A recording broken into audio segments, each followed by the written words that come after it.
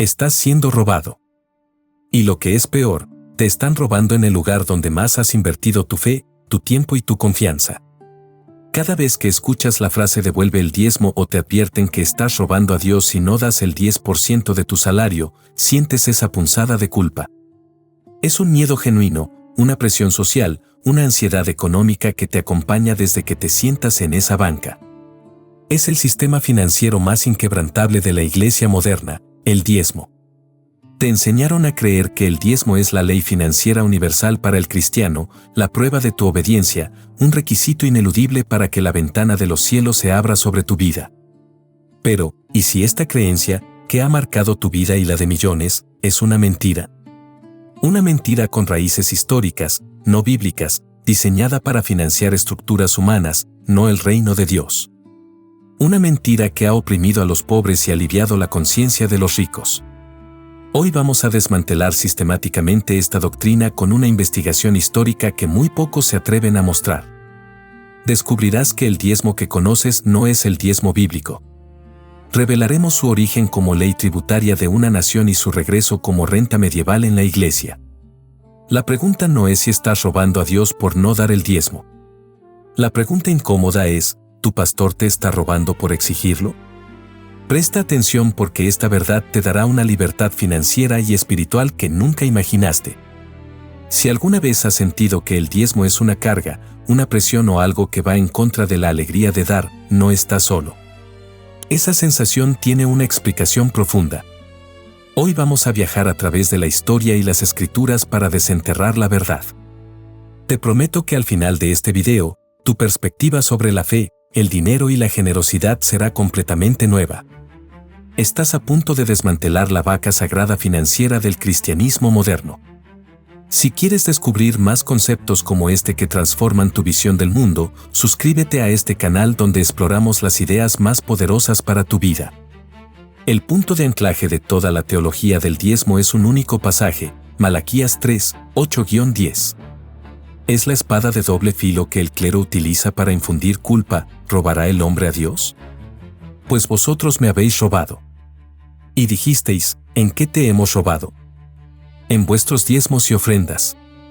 En este pasaje se basan el miedo, la amenaza de maldición y la promesa de bendición material. Pero la verdad es que, cuando se lee en su contexto original, este pasaje no tiene absolutamente nada que ver con el cristiano del siglo XXI. Fíjate en cómo esto funciona en la realidad. El pastor toma el texto, lo aísla de su contexto y lo aplica directamente como ley universal. Esta práctica se llama proof texting o la prueba de versículos aislados. ¿Cuál es la verdad oculta? El libro de Malaquías no fue escrito para la iglesia, sino para la nación de Israel después del exilio, cuando estaban reconstruyendo el templo. Déjame mostrarte algo asombroso. El robo del que habla Malaquías no era el robo de la adoración a Dios, sino el robo al sistema tributario que sostenía la estructura de Israel. La nación de Israel funcionaba con un sistema que requeriría casi el 23.3% de su producción de la tierra, no solo el 10%. No era una donación, era la ley tributaria de la nación. ¿Por qué 23.3%? El análisis histórico revela que existían, en realidad, 3 diezmos en la ley mosaica. Primero, el diezmo levítico, el 10% destinado a mantener a la tribu de Leví, que no tenía herencia de tierra y servía en el templo. Era su salario. Segundo, el diezmo de las fiestas, otro 10% destinado a financiar las 3 fiestas anuales en Jerusalén, donde el dador lo consumía con su familia. Tercero, el diezmo de los pobres, aplicado cada 3 años, lo que equivale a un 3.3% anual destinado a ayudar a los pobres, los huérfanos y las viudas en la ciudad. El diezmo, entonces, era el impuesto de una teocracia agrícola. Y es crucial entender esto, el dinero no iba para el pastor, sino para un sistema de bienestar social y el mantenimiento del templo. Si hoy un predicador te exigiera el 23.3% de tu salario, más la obligatoriedad de viajar a un lugar de culto 3 veces al año, ¿lo considerarías gracia o ley? Cuando el profeta condena el robo, está condenando un fallo en el sistema tributario que dejaba a los levitas, los pobres, las viudas y los huérfanos sin sustento. La maldición está ligada directamente a la opresión de los desamparados según Malaquías 3:5. No era una maldición personal por no dar un diezmo para la cuenta de ahorro del líder, sino la consecuencia social de desmantelar la red de seguridad de la nación. Por lo tanto, la próxima vez que escuches que estás robando a Dios por no diezmar, recuerda, esa acusación va dirigida a la nación de Israel por fallar en su sistema tributario, no a ti por no seguir un mandamiento que Jesús y los apóstoles nunca enseñaron como obligación. El Nuevo Testamento nunca vincula el diezmo a la bendición financiera del creyente. Nunca. Este es el primer mito que debemos destruir sistemáticamente para encontrar la libertad. Aquí viene el golpe de realidad. Si el diezmo fuera una práctica fundamental para el creyente, un pilar de la fe, ¿por qué Jesús y los apóstoles guardaron un silencio casi absoluto sobre él como mandamiento? Imagina esta escena por un momento. Estás en una reunión con los discípulos. El sistema financiero de la nueva comunidad de fe está naciendo. Es el momento perfecto para establecer la ley. ¿Qué diría Jesús? Miren, ahora que la ley mosaica ha sido cumplida, el diezmo continúa. Sigan dándolo, pero ahora para sostener a los apóstoles. Pero no lo hizo. Y los apóstoles tampoco lo hicieron. La única vez que Jesús menciona el diezmo es para criticar a los fariseos por su hipocresía. Ay de vosotros, escribas y fariseos, hipócritas, porque diezmáis la menta y el eneldo y el comino, y dejáis lo más importante de la ley, la justicia, la misericordia y la fe. Mateo 23:23. Esta crítica no fue una afirmación del diezmo. Fue un reconocimiento de que, si vas a seguir la ley, que incluye el diezmo, debes seguirla completamente, especialmente los temas de corazón. Es una crítica a la motivación, no un mandamiento para la iglesia. Fíjate en cómo esto funciona en la realidad del Nuevo Testamento. La iglesia primitiva vivía bajo la guía del Espíritu y el modelo de la gracia. ¿Cuál fue el principio financiero que sustituyó a la ley? La donación voluntaria, alegre y según la capacidad. El principio del apóstol Pablo es devastador para la teología del diezmo, cada uno de como propuso en su corazón, no con tristeza, ni por necesidad, porque Dios ama al dador alegre. 2 Corintios 9:7. Mira la confrontación directa. El diezmo bajo la ley era obligatorio, el 10% de la producción. La donación bajo la gracia es voluntaria, como propuso en su corazón. El diezmo tenía cuantía fija, un porcentaje. La donación tiene cuantía variable, según la capacidad. El diezmo tenía resultado condicionado, maldición o bendición. La donación tiene motivación pura, alegre, no por necesidad. La donación de la gracia es libre, no tiene porcentaje mínimo ni máximo. Es una cuestión de corazón y capacidad. El diezmo, al ser un porcentaje fijo, no es equitativo y a menudo es injusto. Imagina a un cristiano pobre que vive al día. El 10% puede significar la falta de comida en su mesa o el retraso en el alquiler. Para un cristiano rico, el 10% es una deducción fiscal que no afecta en nada su estilo de vida. ¿Es justo que ambos den el mismo porcentaje cuando su capacidad y su necesidad son radicalmente distintas? El principio del diezmo es opresivo para el pobre y un alivio de conciencia para el rico. La viuda pobre de Marcos 12, que dio todo lo que tenía, mucho más del 10%, es el modelo de donación por gracia. La entrega es valorada por la magnitud del corazón y el sacrificio, no por la cuantía en sí. El silencio de Jesús y la enseñanza apostólica de la donación voluntaria son la evidencia irrefutable de que el diezmo fue abolido con el resto de la ley mosaica. No tenemos que seguir la ley de Israel para sostener las finanzas de la iglesia, tenemos que seguir el principio de la gracia. Si el diezmo no fue mandado por Jesús ni enseñado por los apóstoles, ¿cómo diablos se convirtió en la práctica universal de la iglesia moderna? La respuesta está en la historia, no en la Biblia. Esta es la verdad que nadie se atreve a contarte, porque revela la fragilidad financiera de la institución. El diezmo no regresa a la iglesia como una obligación hasta el siglo VIII. Pero, ¿qué pasó en el medio? El concepto de un clero profesional y asalariado comenzó a emerger a partir del siglo II y III con la distinción entre clero y laico, clérigo versus pueblo. El clero se convirtió en una casta separada que monopolizó el ministerio. A medida que el cristianismo fue reconocido por el Imperio Romano, los líderes de la Iglesia asumieron el rol de funcionarios públicos y, más tarde, de señores de la tierra. El sistema de la ley mosaica fue resucitado y adaptado por la Iglesia para financiar esta nueva estructura clerical y sus crecientes posesiones. La Iglesia, ahora dueña de vastas extensiones de tierra, necesitaba ingresos fijos para sostener a sus sacerdotes y obispos, que ahora no trabajaban con sus manos como Pablo el fabricante de tiendas. El diezmo se convirtió en una renta eclesiástica o un impuesto obligatorio sobre el alquiler que se pagaba a la Iglesia, legalizado primero por el Concilio de Tours en el 567 después de Cristo y luego impuesto por leyes civiles y eclesiásticas hasta convertirse en una obligación legal ineludible en el siglo VIII. Se convirtió en una carga legal que se usaba para mantener al sacerdote y la infraestructura, muy diferente de la donación voluntaria de la Iglesia primitiva. Este es un concepto crucial. El diezmo moderno no es una práctica apostólica que se ha continuado. Es una invención medieval que copió un principio de la ley mosaica para financiar una estructura clerical institucional, la cual no tiene base bíblica. ¿Sabes lo que más me fascina de esto? Que el pastor protestante, que afirma haberse reformado del catolicismo, continuó esta práctica financiera para sostener exactamente el mismo modelo, un clero asalariado que es un sacerdote ligeramente reformado. Calvino y Lutero lucharon por el sacerdocio de todos los creyentes, pero mantuvieron la distinción clero/laico al conservar el oficio de un pastor asalariado.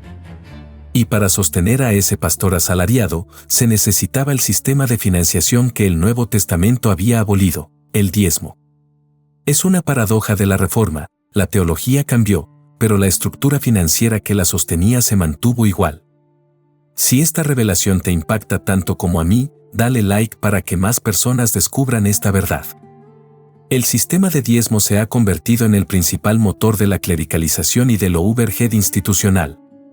Los datos son elocuentes. En iglesias tradicionales, entre el 50% y el 85% de los diezmos y ofrendas se consume en gastos operativos, salario del clero, hipotecas, mantenimiento del edificio.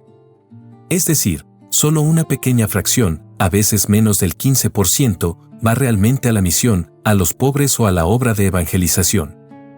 El diezmo, por lo tanto, no es un mandamiento bíblico para el cristiano, sino el impuesto de una institución que busca sostenerse a sí misma, a su clero y a sus edificios. Es la máquina financiera de un modelo de iglesia que suprime el ministerio mutuo y la jefatura funcional de Cristo. La restauración del diezmo en la iglesia moderna tiene una consecuencia directa y letal: la profesionalización del ministerio y el mantenimiento de la dicotomía clero/laico. El Nuevo Testamento enseña el sacerdocio de todos los creyentes. Cada cristiano es un sacerdote funcional, con el derecho y la responsabilidad de ministrar a los demás y a Dios. La meta es el ministerio mutuo, donde cada miembro tiene un rol activo y participativo en la reunión según 1 Corintios 14:26. Pero si el ministerio es mutuo, ¿quién necesita un especialista asalariado para hacerlo por él? La estructura del diezmo responde a esa pregunta: financia al especialista que monopoliza el ministerio. Aquí viene lo realmente interesante: el diezmo es la esposa de hierro que ata a la iglesia al modelo de pastor único. Un único pastor asalariado requiere una fuente de ingresos fija para vivir, y el diezmo es la solución. Si el diezmo desapareciera, el modelo de pastor profesional como cabeza funcional colapsaría, forzando a la iglesia a volver al modelo bíblico de liderazgo plural: ancianos o presbíteros que tienen vocaciones seculares y sirven a la comunidad sin depender de la congregación para su salario. Fíjate en esta cita, atribuida a Upton Sinclair: es difícil hacer que un hombre entienda algo cuando su salario depende de que no lo entienda. Esta frase es devastadora porque aplica directamente a la defensa del diezmo. Si el sistema de diezmo financia tu estructura de vida, ¿cómo podrás predicar la verdad de que el diezmo fue abolido y que la gracia es el principio de donación? Es un conflicto de interés sistémico. El sistema de salario a tiempo completo y el diezmo no solo perpetúan la estructura, sino que también generan una presión de rendimiento brutal sobre el pastor.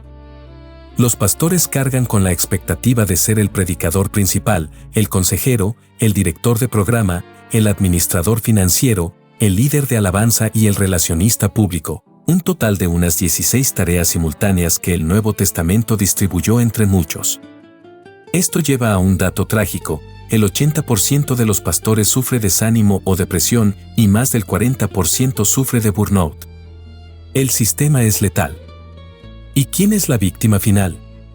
El pastor que sufre la presión y la congregación que se vuelve pasiva. El diezmo financia esta rueda de pasividad y agotamiento. Antes de mostrarte cómo aplicar esto en tu vida, quiero que sepas que preparé un material exclusivo y gratuito donde desarrollo este concepto con mucho más detalle. Está en el enlace de la descripción, descárgalo ahora. La liberación financiera del diezmo es, en realidad, la liberación de la jefatura funcional de Cristo. El diezmo es el engranaje que financia un sistema de liderazgo humano que, por su propia naturaleza, restringe la libre participación del cuerpo y asfixia al cabeza, Jesús mismo. El propósito de desmantelar el mito del diezmo no es darte una excusa para ser avaro. Es liberarte de la ley para que puedas vivir la generosidad de la gracia. La solución definitiva al problema del diezmo es volver al principio del dador alegre. El principio apostólico es claro: cada uno de como propuso en su corazón. Esto significa 3 cosas prácticas para ti. Primero, es un mandato para tu corazón, no para tu cartera. La pregunta no es, ¿estoy dando el 10%? La pregunta es, ¿estoy dando alegremente? La alegría y la voluntariedad son el nuevo estándar. Si das con tristeza, por culpa o por obligación, estás pecando, aunque sea el 10%. El corazón es la métrica de Dios, no el porcentaje. Segundo, da conforme a tu capacidad y generosidad. El cristiano de gracia da conforme a su prosperidad según 1 Corintios 16:2 y conforme a su capacidad según Hechos 11:29. Si tu situación económica es frágil, tu ofrenda es pequeña. Si eres rico, tu ofrenda debe ser sustancial, a menudo más del 10%. El límite no es el 10%, el límite es tu corazón y tu capacidad real de sacrificio.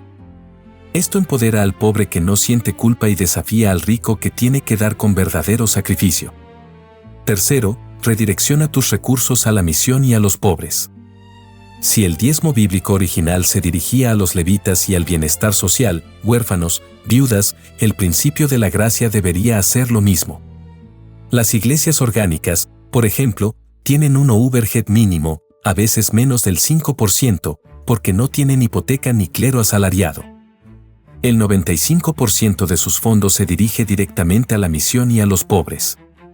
Imagina la transformación: en lugar de que el 85% de tu donación se vaya a hipotecas y salarios, tu dinero se dirige a plantar nuevas comunidades de fe, ayudar a la viuda de tu calle, o financiar el evangelismo genuino.